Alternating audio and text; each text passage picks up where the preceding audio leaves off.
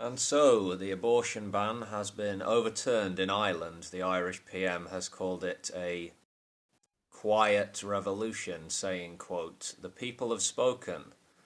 They have said we need a modern constitution for a modern country." And he also added that voters, quoting him again, "trust and respect women to make the right choices and decisions about their own healthcare," unquote. That's what it should come down to, letting adults make their own choices. Obviously, a lot of Catholic conservatives are pissed off, to say the least, by this result, which was a resounding victory for those who want to drop the Eighth Amendment. I suspect that Ireland of today is a far more liberal country than some people in the UK or further afield might believe. Yeah.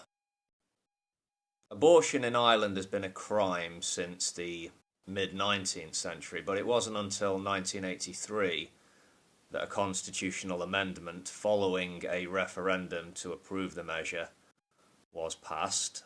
And this amendment would mean abortion would only be legal where the life of the woman was at risk, the pregnant woman. Turnout was not much more than 50% in the referendum which led to the constitutional ban, but it was approved by almost a two-thirds majority. This time around in 2018, turnout was somewhere around 64%, I'm led to believe, and it was close to a two-thirds majority for the bye-bye or bugger off Eighth Amendment camp, a fairly emphatic statement, I would say. And this result does indeed, as the Irish government have already pledged, pave the way to liberal reform, which they're apparently looking to go ahead with before the end of this calendar year. As things stand, as they have stood for a long time, incest, rape, horrible fetal conditions, not legal grounds for a termination. What has been happening for years and years is Irish women have been coming to the UK for legal abortions. To give you some idea of the scale, around 3,400 women came to Britain from Ireland for abortions in 2015. Yeah. Savita Halapanava, who died in Galway Hospital in Ireland in 2012.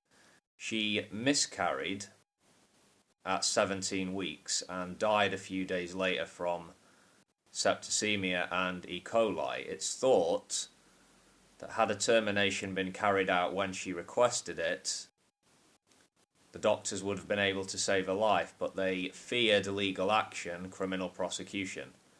She died, as I said, and this case became national and international news. She became a face for the repeal campaign. Now, with these reforms eventually coming into play, it's going to change things in Northern Ireland, where things are still very restrictive around the issue of abortion. If this remains the case, in the future, we might see women from the north going over the border to clinics in the Republic rather than flying over to the UK mainland to have abortions, get treatment. But we don't know what's going to happen in Northern Ireland, so, we just have to wait and see.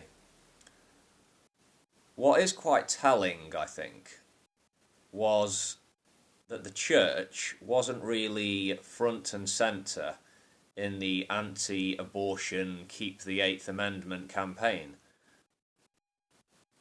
They focused more on the moral angle, the anti-abortion campaign.